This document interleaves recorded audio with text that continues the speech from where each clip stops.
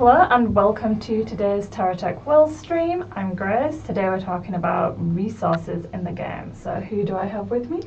I'm Tom Page. I'm a senior producer.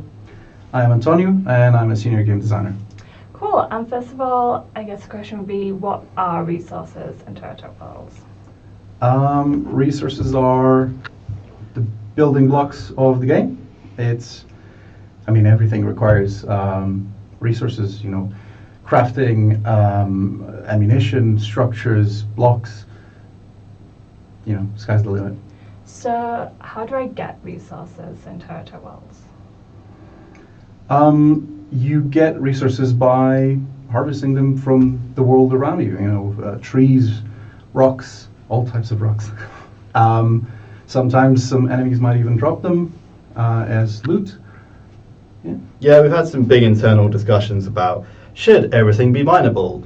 Should only these things be mineable, or maybe these things? But I think we've now decided on everything being mineable, which was a bit of a surprise for the art team, but I think they're on board now. So we've got this new, and I think there's been some screenshots of it, and a little bit of video of it, and the trailer of our new way of mining, which is quite cool, where you can see the seams in rocks, fire your laser at it, and then you can kind of break off a chunk of it, which you can then take back to your base. But we're going to expand that functionality to potentially every art asset in the game. What are you currently thinking?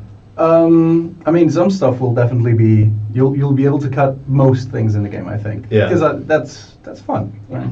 That's part of the challenge of it, and also we don't want you to just be smacking away at a rock and then the rock breaks and then. There might be some things that don't use that particular bit of technology, where you can maybe drive through some shrubs and they'll drop resources.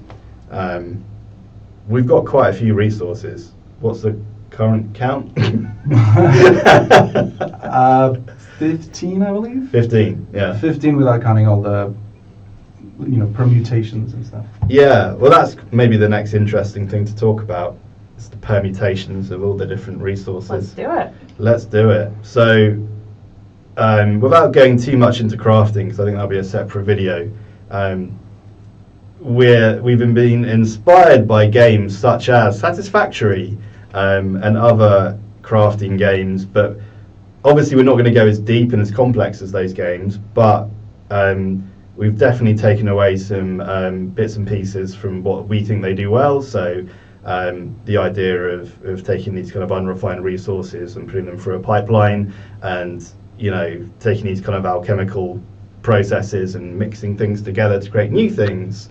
I think we're staying away from components, so cables and wires and things, but this is all you. What's your current thinking on this stuff? No, that was exactly something we wanted to avoid, is, components and all of these things that have weird names. We wanted to be as clear and as direct as possible, so that, the last thing you want to do is start playing a game and then you have to learn a bunch of new things. We want to teach you cool things, but not, things that will be taxing, and at a certain point you don't know what you're doing or what you're missing, So we're not going down you'll need 10 wires, 5, solar panels route. Yeah, no. It's a lot more about the material itself and what you've done to that material. Have you, put energy into it? Have you changed its chemical composition in any way? But not about the shape of it, or So that kind of ties into a question from a community member, which is, since TerraTech Worlds is getting rid of fictional resource names for actual ones, how are the dev team taking advantage of this change, and what does that mean for the world? Didn't you do an online course? I did. Look, we got to learn about these things, and that's game development. Yeah, game development. Look, game development is having an app for the periodic table on your phone. So. For us, it's a learning opportunity, and that's something that we're also trying to give to the players. It's obviously we're not giving PhDs to anyone, but we do want to give that opportunity to learn where aluminum comes from, and search, that sort of learning. What's your most abstract resource? Ooh. And like weird combination. I would. It's simple, but I would say carbon, just because there's so many things giving carbon, and Yeah. it's such a, you kind of learn about these things, and you learn that they are everywhere. Everything is made out of carbon, and this and that, and so it's kind of, I think it's part of the challenge on our side is trying to identify where should this go, Yeah. because it goes on everything has a little bit of this, so we're trying to figure out what is the best way to present this element, because we also want players to be able to know, I need carbon, where do I go? I need iron, where do I go? We don't want them to get confused and like, oh, this resource once gave me iron, now it gives me carbon, so yeah. Okay. And in terms of crafting and chemical processes, will crafting and refining be deeper than it was in TerraTech, and might it imitate actual chemical processes? I wouldn't say that we're trying to imitate chemical processes, but we are trying to use, real world, processes and all that to kind of inform what we do. It's a really fine line to tread, because it can be very difficult to kind of bend real world It's like processes. inspired by the Yeah. world, yeah. Yeah, it's inspired by real life events kind of thing. We do want players to learn, a little bit of science just through the act of playing with these different resources. I have retained nothing from it. Maybe if I play more. I think some of the players have already noticed that we've got the chemical symbols. Yes, yeah. So we talked about chemical processes, but will it be like a deeper experience than in TerraTech? So not necessarily deeper. Like I think crafting in TT1 was quite obtuse and quite complex, and I know that people had problems with it. I personally bounced off it quite hard when I first started playing with it, because I found it quite difficult to understand. I think we're taking all of those learnings, and Antonio has been trying to come up with a more understandable, more gettable system, maybe more in line with some of the other games that are out there in the space. Yeah. Well, I mean, we're definitely trying to streamline things, so it's not. It is. You can still achieve some pretty interesting combinations and new materials, and combine this with that and create something else. But we definitely don't want you to get confused halfway through.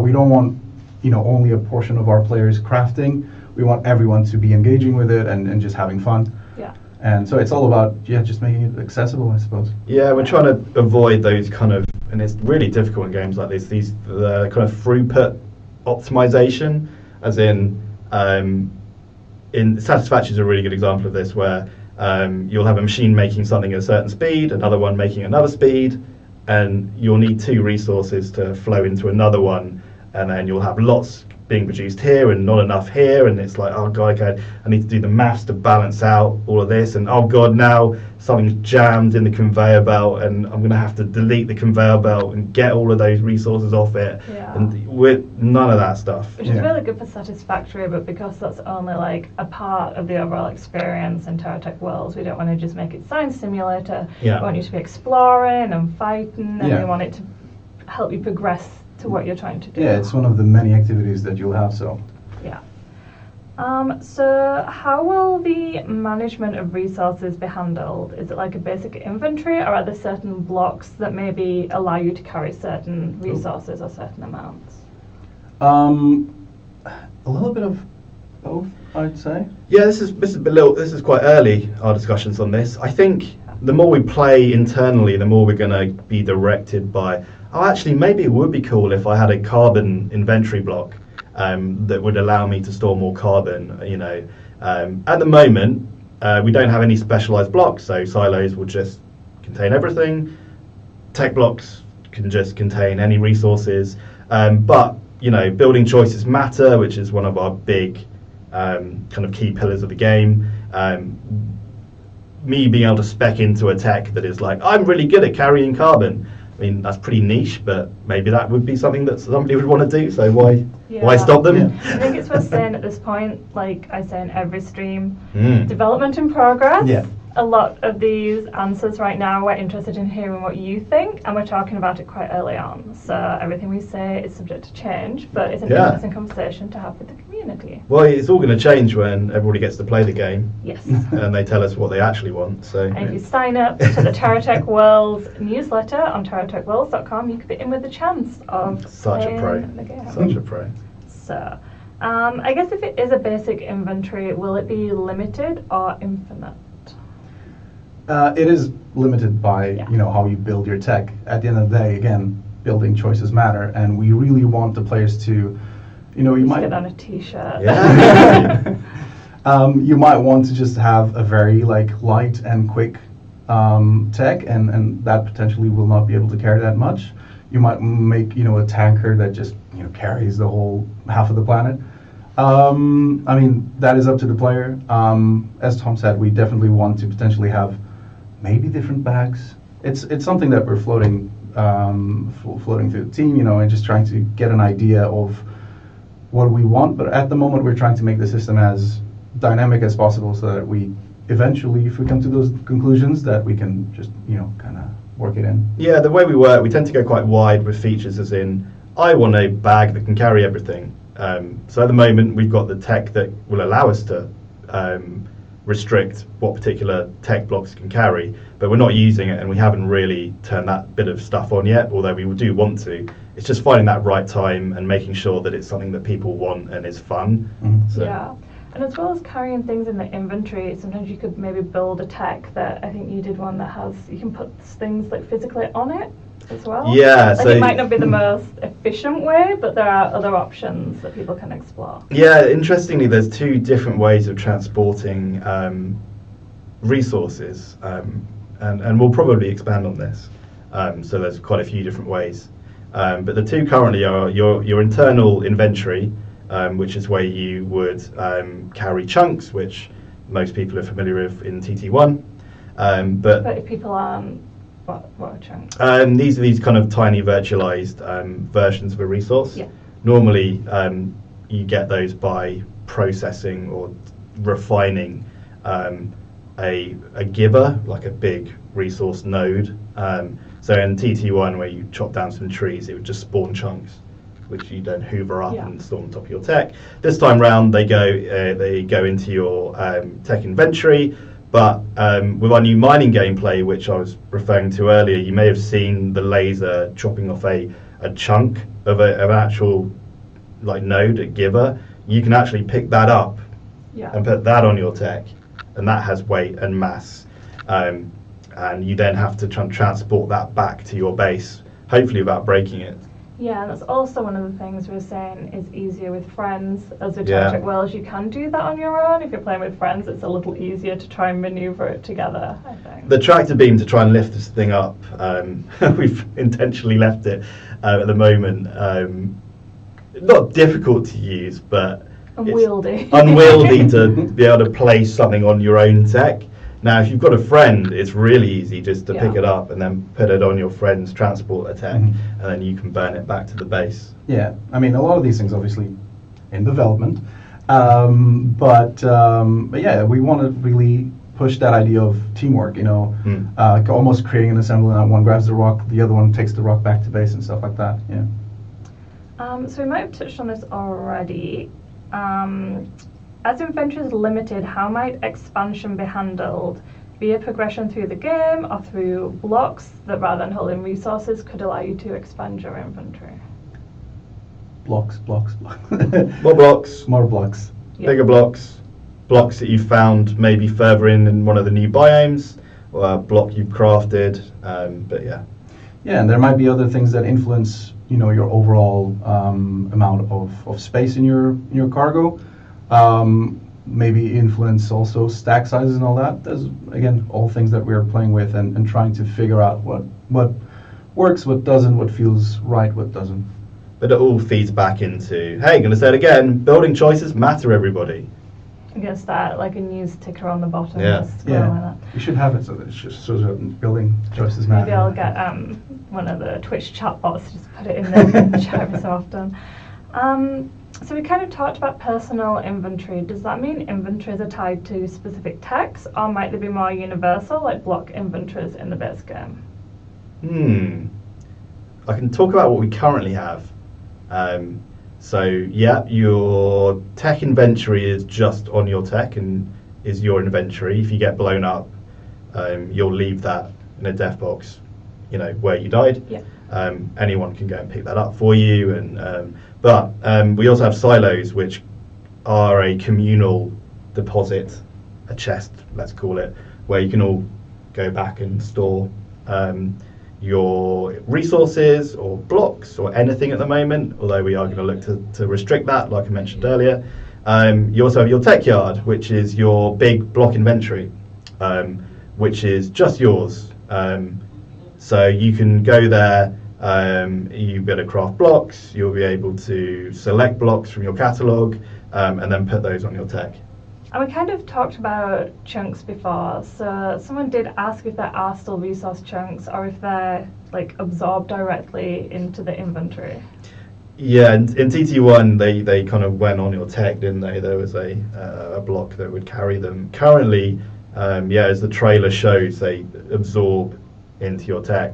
I don't think we've developed it. That was a debug thing we put in, and we haven't really developed it further. It kind of does its job. But there's probably some work there to maybe make that a bit more interesting. What do you think?